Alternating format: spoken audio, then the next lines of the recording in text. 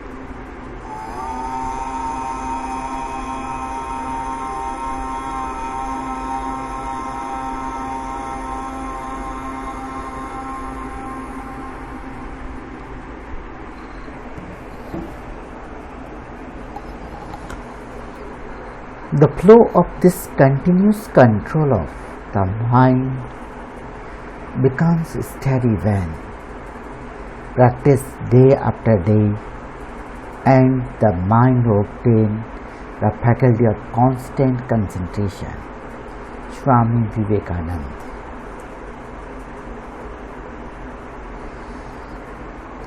प्रोटीनों का उपापचय, the metabolism of protein,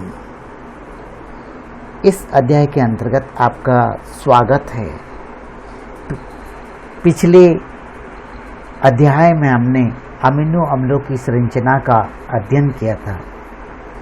protein हमारे शरीर के निर्माण के लिए अत्यंत आवश्यक होता है। प्रोटीन को बनाने वाले अमीनो अम्ल, जिन्हें हम प्रोटीन की संरचनात्मक क्रियात्मक इकाइयाँ कहते हैं,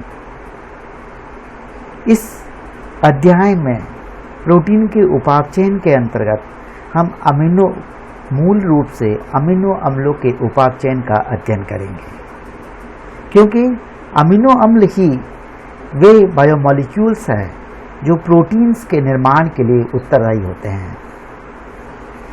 अमीनो अम्लों का उपापचयन शरीर की आवश्यकता के अनुसार मोटे रूप में यदि हम अमीनो अम्लों की बात करें तो अमीनो अम्ल दो प्रकार की श्रेणियों में इन्हें वर्गीकृत किया जा सकता है। पहले प्रकार के वे अमीनो अम्ल जिन्हें आवश्यक अमीनो अम्ल कहा जाता है, इन्हें इंडिस्पेंसिबल अमीनो एसिड्स या अनिवार्य अमीनो अम्ल भी कहा जाता है। ये वे अमीनो अम्ल हैं जिनकी हमारे शरीर को आवश्यकता तो होती है, किंतु इन अमीनो अम्लों का संश्लेषण हमारे शरीर के अंदर नहीं होता है। इन अमीनो अम्लों की पूर्ति हम भोज्य पदार्थों के माध्यम से करते हैं, अर्थात भोजन के साथ में इन अमीनो अम्लों को ग्रहण करना आवश्यक होता है, भले ही इनकी अल्प मात्रा में ही आवश्यकता होती है। यदि इन अमीनो अम्लों को भोज्य पदार्थों के साथ में ग्रहण नहीं किया जाता है तो उस अमीनो अम्ल के अभाव में न्यूनता रोग या डेफिशिएंसी सिंड्रोम हो जाता है, जैसे कि क्वाशिओरकोर इसका उदाहरण है। किंतु पुनः उस अमीनो अम्लों से युक्त भोज्य पदार्थों को ग्रहण करने पर न्यूनता रोग समाप्त हो जाता है। इस श्रेणी के अंतर्गत आने वाले अमीनो अम्ल 10 हैं। ये 10 अमीनो अम्लों की बच्चों में आवश्यकता होती है, लेकिन वयस्कों में इनमें से 8 अमीनो अम्ल ही आवश्यक होते हैं। वयस्क होने पर 2 अमीनो अम्लों का और संश्लेषण हो जाता है। Threonine, valine, methionine, isoleucine, leucine, lysine, phenylalanine, arginine, tryptophan and histidine. इन 10 अमीनो अम्लों को याद रखने का तरीका है टीवी मील पथ। इसको इंग्लिश में टीवी मील पथ लिख के एक एक शब्द के एब्रीवेशन से यदि हम लिखें तो 10 अमीनो अम्लों को आसानी से याद रखा जा सकता है। अमीनो अम्लों की दूसरी श्रेणी अनावश्यक अमीनो अम्ल या अनिवार्य अमीनो अम्ल की होती है। इसके अंतर्गत alanine, asparagine, aspartate, cysteine, glutamate, glutamine, glycine, proline, serine और टायरोसिन आते हैं। जैसा कि हम जानते हैं 20 या 22 प्रकार के अमीनो अम्लों में से 10 अमीनो अम्लों की हमें शरीर में आवश्यक है और 10 अमीनो अम्लों के पश्चात जो शेष रहते हैं वे सारे के सारे अनावश्यक अमीनो अम्ल हैं। इन अमीनो अम्लों को हम शरीर में पूर्ति के आधार पर 2 श्रेणियों में भी व्यक्त कर रहे हैं। पहला अंतर्जात अमीनो अम्ल। ये वे अमीनो अम्ल हैं जिनकी पूर्ति या उत्पत्ति हमारे शरीर में ऊतकों की टूट फूट से हो जाती है, अर्थात वे अमीनो अम्ल जिनकी पूर्ति हमारे शरीर के ऊतकों के द्वारा ही मेटाबॉलिक पूल में हो जाती है, उन्हें अंतर्जात अमीनो अम्ल कहते हैं। बहिर्जात अमीनो अम्लों को ही भोज्य पदार्थों के साथ हमें ग्रहण करना होता है।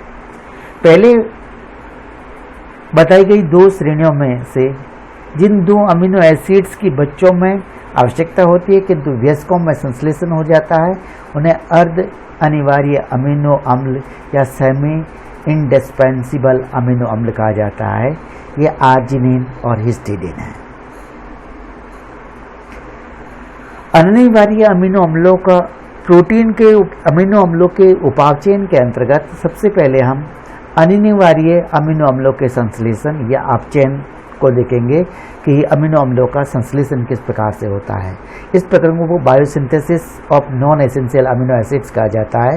इनके अंतर्गत alanine, asparagine, glutamate, glutamine, glycine, proline, hydroxyproline, cysteine और टायरोसिन आता है। अनिवार्य अमीनो अम्लों के संश्लेषण में सबसे पहला संश्लेषण एलेनिन कहला है। एलेनिन या एस्पार्टेट पायरुविक अम्ल का जो ट्रांसअमीनेशन के द्वारा एल-एनेलिन बनता है तथा ऑक्सैलो एसिटिक अम्ल जो होता है जिसे हम ऑक्सैलो एसीटेट आयन के रूप में कहते हैं, ये ट्रांसअमीनेशन के द्वारा एस्पार्टेट से बनता है। इस डायग्राम में आप देख सकते हो ये हमारे पास पायरुवेट है।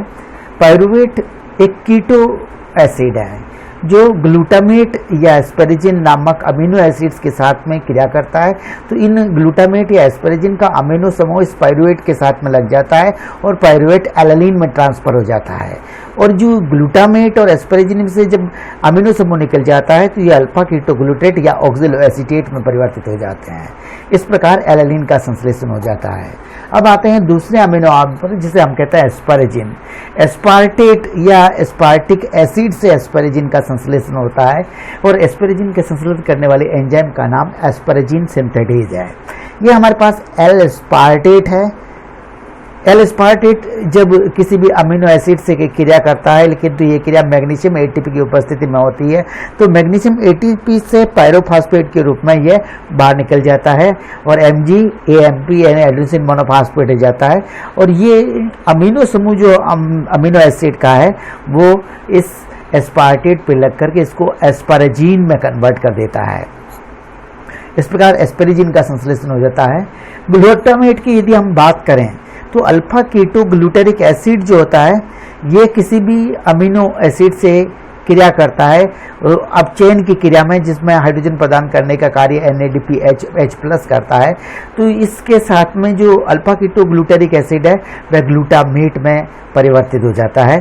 यह क्रिया ग्लूटामेट डिहाइड्रोजिनेस की उपस्थिति में होती है। ये डिहाइड्रोजिनेस हम इसलिए कह रहे हैं कि एल ग्लूटामेट से जब अल्फा कीटोग्लूटेट बनाएंगे तो डिहाइड्रोजिनेस हो, इधर से अल्फा कीटोग्लूटेट से ग्लूटेट बनाएंगे तो हाइड्रोजिनेस होगा। तो ये अल्फा कीटोग्लूटेट का हाइड्रोजनेशन से एल ग्लूटामेट बनता है और ग्लूटामेट के डीहाइड्रोजनेशन से अल्फा कीटोग्लूटारिक एसिड बनता है और इस प्रकार ग्लूटामेट का सिंथेसिस होता है। यदि हम ग्लूटामाइन की बात करें, ग्लूटामाइन ग्लूटेमिक अम्ल ग्लूटामाइन सिंथेटेज की उपस्थिति में बनता है। ग्लूटामेट हमारे पास अमीनो एसिड है, ये ग्लूटामाइन बनता है तो ये ग्लूटामेट है, ये अमीनो एसिड्स है, ये मैग्नीशियम एटीपी की आवश्यकता होती है। यहाँ पर एडिनोसिन डाइफॉस्फेट मैग्नीशियम आयन के साथ में फास्फेट बाहर निकलता है और ग्लूटामेट का जो है वो ग्लूटामाइन में परिवर्तित हो जाता है। ग्लूटामेट में एक ही NH2 समूह है, ग्लूटामाइन में CONH2 एमाइड समूह है, इसलिए ग्लूटामेट से ग्लूटामाइन का संश्लेषण हो गया। ग्लूटामाइन के पश्चात यदि हम सेरीन के संश्लेषण की बात करें तो अनिवार्य अमीनो एसिड्स में सेरीन का संश्लेषण D3 फास्फोग्लिसरिक एसिड के द्वारा होता है, जिसे D3 फास्फोग्लिसरेट कहते हैं। D3 फास्फोग्लिसरेट का डीऑक्सीजनेशन होता है, जिसमें निकलने वाली हाइड्रोजन को NAD प्लस ग्रहण करता है और ये NADH प्लस H प्लस में परिवर्तित हो जाता है। इस प्रकार हमारे पास जो D3 फास्फोग्लिसरेट था वो फास्फोहाइड्रोक्सी पाइरुवेट में परिवर्तित हो जाता है। फास्फोहाइड्रोक्सी पाइरुवेट जब किसी अल्फा अमीनो एसिड से क्रिया करता है तो ये amino acid alpha keto acid में परिवर्तित हो जाता है और जो फास्फोहाइड्रोक्सी पाइरुवेट था वो फास्फोएल्सेरिन में परिवर्तित हो जाता है। फास्फोएल्सेरिन H2O से क्रिया करता है तो इसका ये वाला फास्फेट समूह स्थानांतरित हो जाता है और यहाँ पर OH समूह लग जाता है, जिसके कारण ये एल्सेरिन बन जाता है। इस प्रकार सेरिन का संश्लेषण हो जाता है। सेरिन के पश्चात हम देखते हैं ग्लाइसिन का संश्लेषण। ग्लाइसिन का संश्लेषण सीरीन से होता है। सीरीन हाइड्रोक्सी मिथाइल ट्रांसफरेज की उपस्थिति में क्रिया करता है। ये सीरीन है। H4 फोलेट की उपस्थिति में हाइड्रोक्सी मिथाइल ट्रांसफरेज एंजाइम चाहिए, जिसे मिथाइल H4 फोलेट बनता है और ग्लाइसिन का निर्माण हो जाता है। जैसा कि हम जानते हैं ग्लाइसिन सरलतम प्रकार का अमीनो अम्ल है, इसमें कोई भी सम्मित कार्बन नहीं पाया जाता है। इसका निर्माण हाइड्रोक्सी मिथाइल ट्रांसफरेज एंजाइम के द्वारा सीरीन से होता है। ग्लाइसिन के पश्चात यदि हम प्रोलीन पे आ जाते हैं और प्रोलीन के संश्लेषण के लिए एल ग्लूटामेट की आवश्यकता होती है। ग्लूटामेट जो ग्लूटामिक अमीनो एसिड होता है ग्लूटामेट अमीनो अम्ल से बनता है। जो ग्लूटामेट हमारे पास बना है, इस ग्लूटामेट को हाइड्रोजन प्रदान करने का कार्य NADH प्लस H प्लस करता है और वो NAD में रिड्यूस्ड हो जाता है। जब ये रिड्यूस हो जाता है साथ ही H2O क्रिया करता है तो ग्लूटामेट गामा सेमी एल्डिहाइड बनता है। ग्लूटामेट गामा सेमी एल्डिहाइड में से जल के निष्कासन होने पर डबल बॉन्ड बन जाता है और यह डेल्टा स्क्वायर पायरोलिडिन S कार्बोक्सिलेट बनता है। डेल्टा स्क्वायर पायरोलिडिन S कार्बोक्सिलेट जो है पुनः हाइड्रोजन ग्रहण करता है NADH प्लस H प्लस से और ये NAD में रूपांतरित हो जाता है और इस हाइड्रोजन के कारण वापस ये डबल बॉन्ड सिंगल बॉन्ड में परिवर्तित हो जाता है और एल प्रोलीन का संश्लेषण हो जाता है। हाइड्रोक्सी प्रोलीन का संश्लेषण प्रोलीन से होता है। जो प्रोलीन पहले हमारे पास बन गया है उसका जो है वह हाइड्रोक्सिल समूह जोड़ने का कार्य हो रहा है। 18O2 R कीटोग्लूट्रेट प्रोलीन के साथ S कोऑर्डिनेट की उपस्थिति में 180 सक्सोनेट और प्रोलीन के साथ में ये जुड़ जाता है। 18OH 18वीं पोजीशन पे OH जुड़ गया है तो ये हमारे पास बन जाता है प्रोलीन, हाइड्रोप्रोलीन। हाइड्रोप्रोलीन के पश्चात आता है सिस्टीन की। यदि हम बात करें, सिस्टीन अनिवार्य अमीनो अम्ल में मिथ्योनिन और सीरीन से संश्लेषित होता है। मिथ्योनिन सबसे पहले होमोसिस्टीन में परिवर्तित होता है। सीरीन ये होमोसिस्टीन बन गया। होमोसिस्टीन और सीरीन की जब क्रिया होती है तो सिस्टेथायोनिन और होमोसीरीन का कॉम्प्लेक्स बन गया। होमोसीरीन सिस्टेन का कॉम्प्लेक्स जल के साथ में क्रिया करके सिस्टीन का निर्माण कर देता है। सिस्टीन के निर्माण के बाद अंतिम अमीनो एसिड हमारे पास आ जाता है जिसे हम कहते हैं टायरोसिन। टायरोसिन का निर्माण ये फेनिल एलेनाइन से होता है। फेनिल एलेनाइन ऑक्सीजन टेट्राहाइड्रोबायोनेटिन के साथ में क्रिया होती है तो डाईहाइड्रोबायोनेटिन NADH प्लस H प्लस से हाइड्रोजन लेकर के ये टेट्राहाइड्रोबायोनेटिन बन जाता है। टेट्रा हाइड्रोबायोन्टीन ऑक्सीजन और फिनाइल एनिलीन के से क्रिया करके इसमें से जल बाहर निकल जाता है और ये डाईहाइड्रोबायोन्टीन बन जाता है और ये हाइड्रोक्सी फिनाइल एनिलीन बन जाता है। हाइड्रोक्सी फिनाइल एनिलीन में को ही हम टायरोसिन कहते हैं। जितने अमीनो अम्ल थे उन अमीनो अम्लों का जो अपचयन हमने देख लिया है। 10 ही अमीनो अम्लों का संश्लेषण हमने पढ़ते हैं। विद्यार्थियों से निवेदन है कि एक एक अमीनो अम्ल के संश्लेषण की प्रक्रिया को इस वीडियो को ट्यूटोरियल को रोकते हुए कॉपी में प्रैक्टिस करेंगे तो उन्हें याद रखने में सुविधा होगी। अब जब हमने अमीनो अम्लों का संश्लेषण पढ़ लिया है, यानी कि अपचयन पढ़ लिया है, अपचय पढ़ लिया है, तो अब उपचय पढ़ना है कि अमीनो अम्लों का उपचय किस प्रकार होता है। अमीनो अम्लों की जो प्रवृत्ति हो जाती है प्रोटीन की, शरीर में जितनी आवश्यकता होती है प्रोटीन की, उन प्रोटीन्स की पूर्ति हो जाने के पश्चात, यानी बायोसिंथेसिस प्रक्रिया कंप्लीट हो जाने के पश्चात जितने भी अधिशेष रहे अमीनो एसिड्स हैं उन अमीनो एसिड्स को संग्रहित नहीं किया जाता है। जैसा कि आपको कार्बोहाइड्रेट्स के उदाहरणों में हम जानते हैं कि जैसे ग्लूकोज एक्स्ट्रा है तो इंसुलिन उसको ग्लाइकोजन में परिवर्तित कर देता है और यकृत और तथा जो मांसपेशियां हैं उसमें ग्लाइकोजन के रूप में संग्रहित कर देता है। जब जरूरत होती है ग्लाइकोजन वापस ग्लूकोज में परिवर्तित हो जाता है। लेकिन अमीनो अम्लों के केस में ऐसा नहीं होता है।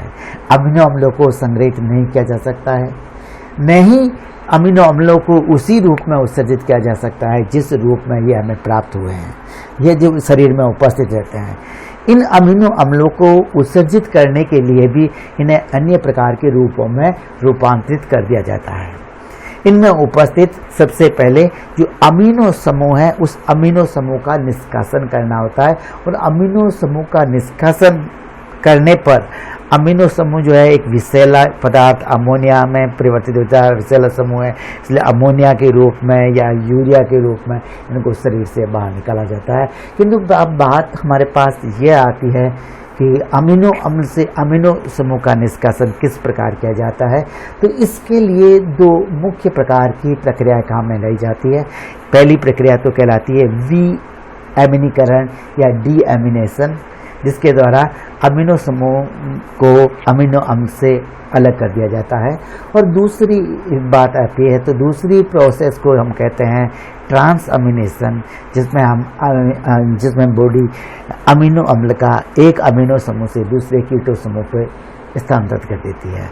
इस प्रकार अंत में हमारे पास एक कार्बन का मध्य कंकाल रहता है। ये कार्बन का कंकाल मेटाबॉलिक मध्यवर्ती पदार्थ के रूप में परिवर्तित कर दिया जाता है, जो पुनः अन्य जो उपापचयी क्रियाएं उनमें उपयोग में ले लिया जाता है।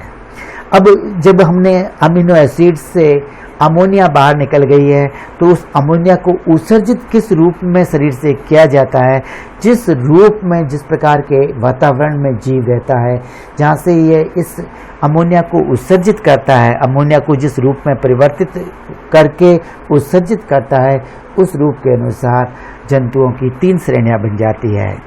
यदि अमोनिया को सीधे विसरण की क्रिया के द्वारा निष्कासित किया जाता है तो ऐसे जंतुओं को हम अमोनोटेलिक कहते हैं। इन जंतुओं का अमोनोटेलिक विसरण की क्रिया सामान्यतः जलीय आवास में रहने वाले जंतुओं के द्वारा की जाती है। जबकि अमोनिया को यूरिया में परिवर्तित करके यूरिया को बाहर निष्कासित किया जाता है तो उन जंतुओं को यूरियोटेलिक कहा जाता है।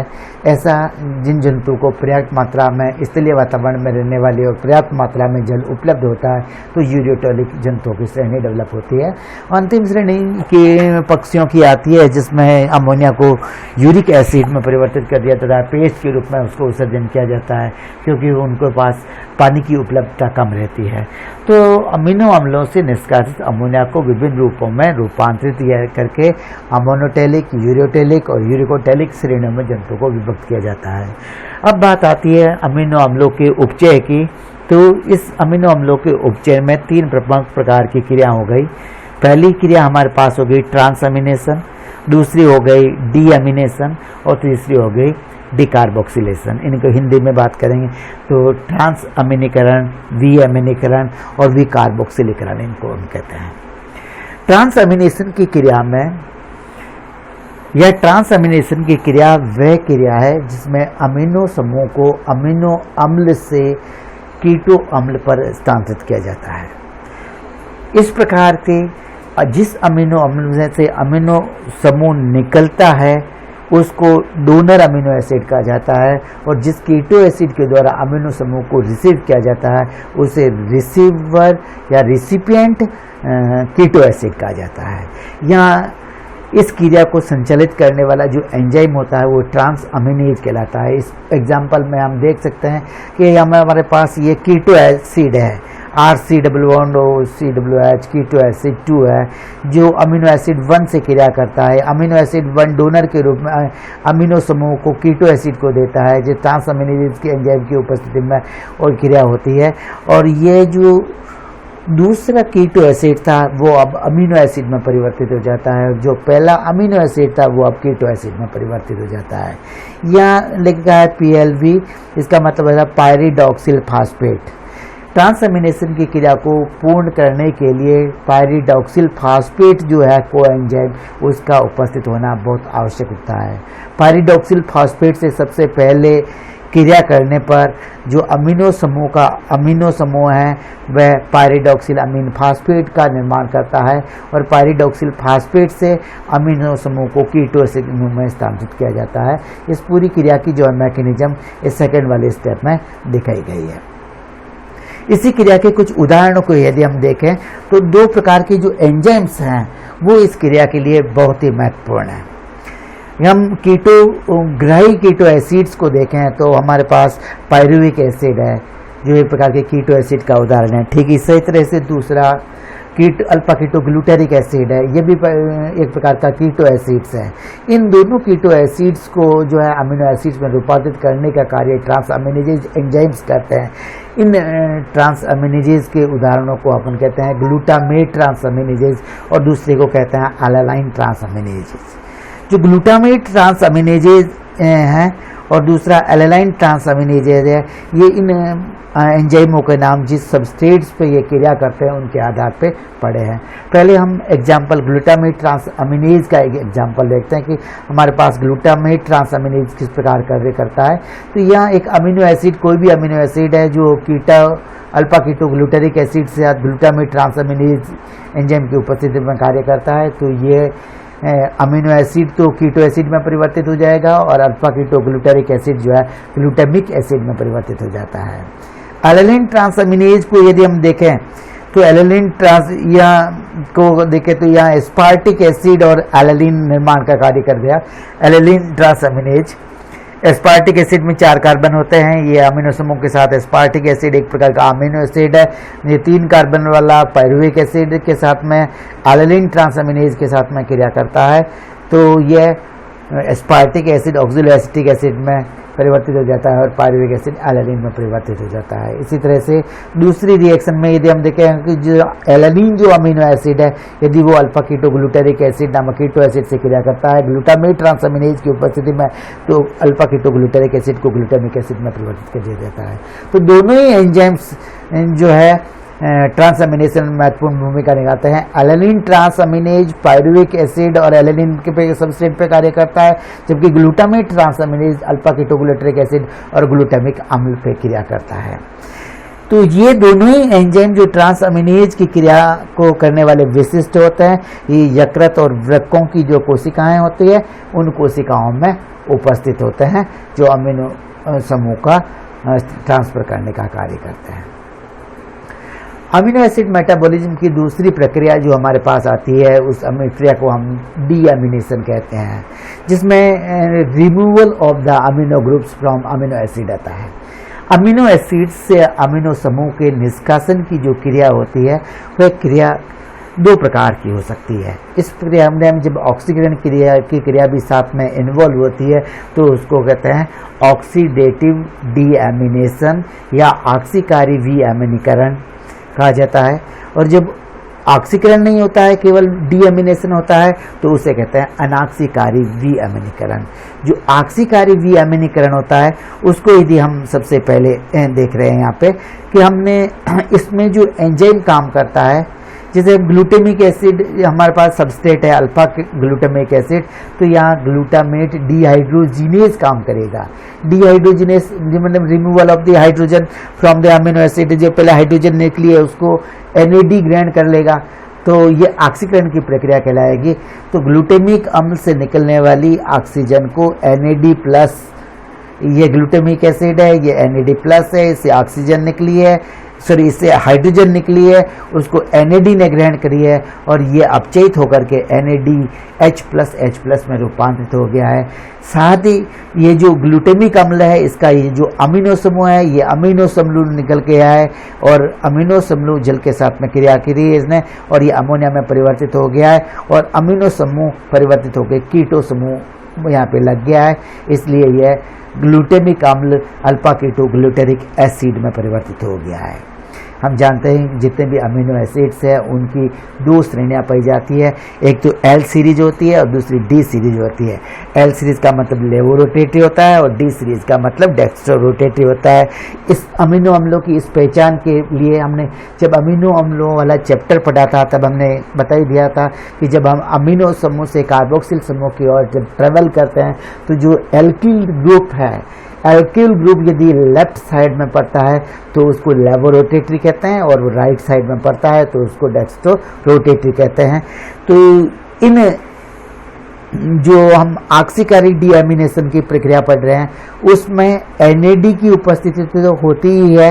ये NAD जो है ग्लूटामिक अम्ल या ग्लूटामेट डिहाइड्रोजिनेजेज जो एंजाइम होता है यकृत कोशिकाओं के माइटोकॉन्ड्रिया में उपस्थित होता है। दूसरी बात ये भी, इसके अलावा हमने बता दिया कि अन्य प्राणियों और सूक्ष्म जीवों में भी ऑक्सीडेजेज एंजाइम्स जो होते हैं विस्तृत मात्रा में पाए जाते हैं। कभी कभी अभी अमीनो अम्ल में ऑक्सीडेजेज के साथ में जो FAD है वो भी प्रोस्थेटिक समूह के रूप में कार्य करता है। जब FAD प्रोस्थेटिक समूह के रूप में कार्य करता है तो अमीनो अम्ल से निष्कासित होने वाली हाइड्रोजन को सबसे पहले FAD के द्वारा ग्रहण की जाती है और FAD जो होता है वो FADH2 में परिवर्तित हो जाता है। FADH2 से जब ऑक्सीजन क्रिया करती है तो यह H2 और O2 का निर्माण करता है, यानी हाइड्रोजन पेरोक्साइड का निर्माण करता है और हाइड्रोजन पेरोक्साइड आगे चल करके कैटेलिजेज एंजाइम की उपस्थिति में जल और हाइप ऑक्सीजन में पुनः विघटित होता है। इस पूरी प्रक्रिया को यहाँ पे दिखा रखा है कि ये हमारे पास एक अल्फा अमीनो एसिड है। इस अल्फा अमीनो एसिड पर जो अमीनो एसिड ऑक्सीडेजेज एंजाइम काम करते हैं, तो इन ऑक्सीडेजेज के फलस्वरूप जो हाइड्रोजन निकली है उस हाइड्रोजन को FAD ने ग्रहण कर दिया और FADH2 बन गया। FADH2 जब ऑक्सीजन से क्रिया करेगा तो यह H2O2 या 2 और होना चाहिए, H2O2 हाइड्रोजन पेरोक्साइड का निर्माण करेगा। हाइड्रोजन पेरोक्साइड जो है कैटेलिजेज की उपस्थिति में या यकृत कोशिका में जो माइक्रोबॉडीज पाए जाते हैं उनमें पेरोक्सीसोम्स होते हैं। पेरोक्सीसोम्स में कैटेलिजेज एंजाइम होते हैं और कैटेलिजेज एंजाइम इस हाइड्रोजन पेरोक्साइड जो है उस हाइड्रोजन पेरोक्साइड का विघटित करके जलकर और हाफ ऑक्सीजन का निर्माण कर देते हैं। तो ये एक मध्यवर्ती उत्पाद बन जाता है। इसके पश्चात जो हमारे पास अमीनो एसिड था ये मध्यवर्ती इम्यूनो एसिड में परिवर्तित हो जाता है। इसके लिए यदि हम देखें तो CH के साथ NH3+ समूह लगा हुआ है जो हाइड्रोजन के निकल जाने के पश्चात NH2+ हो गया है, इसलिए अब ये इम्यूनो समूह हो गया। और सेकंड स्टेप में जो इम्यूनो समूह जल के मॉलिक्यूल से रिएक्शन करता है तो ये कीटो समूह में परिवर्तित हो जाता है।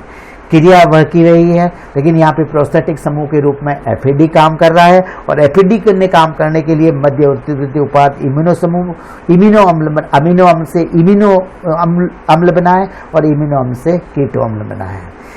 ये तो देखा हमने ऑक्सीडेटिव रीएमिनेशन और उसकी दोनों ही प्रक्रियाएं। इसके बाद हम आ जाते हैं जो अनऑक्सीकारी डीएमिनेशन है, उसमें विभिन्न प्रकार के एंजाइम्स इन्वॉल्व होते हैं। अमोनिया लाइएज एंजाइम है, उसके द्वारा जो एस्पार्टिक एसिड को यदि हम देखें तो उस पर एस्पार्टेज कार्य करता है। एस्पार्टिक एसिड पर एस्पार्टेज एंजाइम कार्य करता है तो ये फ्यूमेरिक एसिड में परिवर्तित हो जाता है और अमोनिया के रूप में इसमें से अमीनो समूह निकल जाता है। ठीक इसी तरह से अमीनो अम्ल पर डिहाइड्रेटेज क्रिया करता है।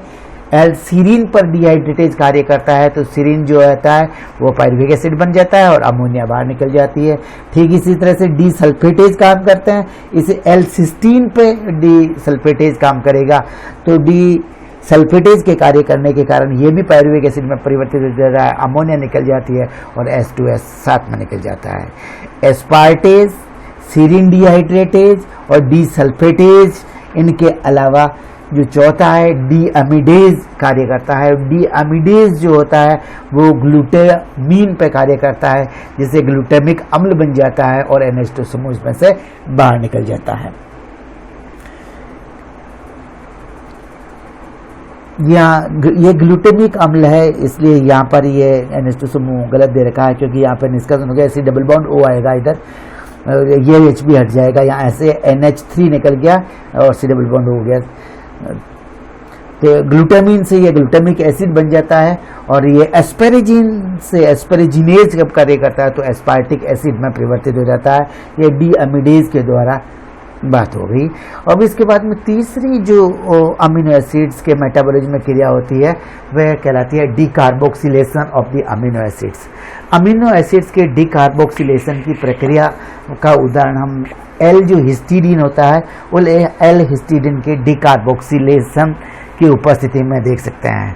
हिस्टीडीन से हिस्टामीन बन जाता है और हमारे जो जठर के स्रावन करने वाला को प्रभावित करने वाला हिस्टामीन एक महत्वपूर्ण पदार्थ है। ये एलर्जिक रिएक्शन में भी हिस्टामिन की उत्पत्ति होती है। ये हमारे पास हिस्टीडीन है जिस पर डीकार्बोक्सिलेज एंजाइम कार्य करता है, तो ये NH2 समूह इसमें से निकल गया है, इसलिए ये हिस्टामीन कार्बन डाइऑक्साइड इसमें से निकल गया। CWS समूह है, ये CW डीकार्बोक्सिलेशन हम एल्टरेन कर रहे हैं, तो इसलिए CWS से CO2 निकल जाने के कारण ये H सीधा CH हो गया और NH2 प्लस CO2 निकल गया। तो ये हिस्टीडीन के डीकार्बोक्सिलेशन कार्बन डाइऑक्साइड के हिस्टामिन में परिवर्तित हो जाता है। दूसरा एग्जाम्पल इसका है हमारे पास 3,4 डाइहाइड्रोक्सी फिनाइल एलानाइन, जिसको हम डोपामीन कहते हैं। तो 3,4 यहाँ पे OH समूह लगा हुआ है, तो ये तीसरी और चौथी पोजीशन में OH है और ये फेनिल है, ये एलानाइन है, तो हाइड्रोक्सी 3,4 डाइहाइड्रोक्सी फिनाइल एलानाइन हो गया।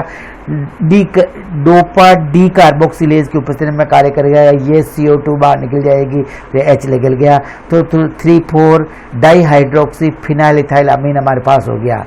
3,4 डाइहाइड्रोक्सी फिनाइल इथाइल और अमीन, ये हमारे पास बन गया जिसे हम डोपामीन कहते हैं। डोपा से 3,4 डाइहाइड्रोक्सी फिनाइल एलानाइन, डोपा जिसको कहते हैं उसे डोपामीन हमारे पास बन जाता है। ये भी डीकार्बोक्सिलेशन की क्रिया है। ये प्रोटीन की उपापचयन की क्रिया हमारे पास हमने अध्ययन करा। हम समझते हैं कि हमने जो ज्ञान के बारे में चर्चा करी है वो निश्चित रूप से BSc तृतीय वर्ष के विद्यार्थियों के लिए लाभदायक रहेगी।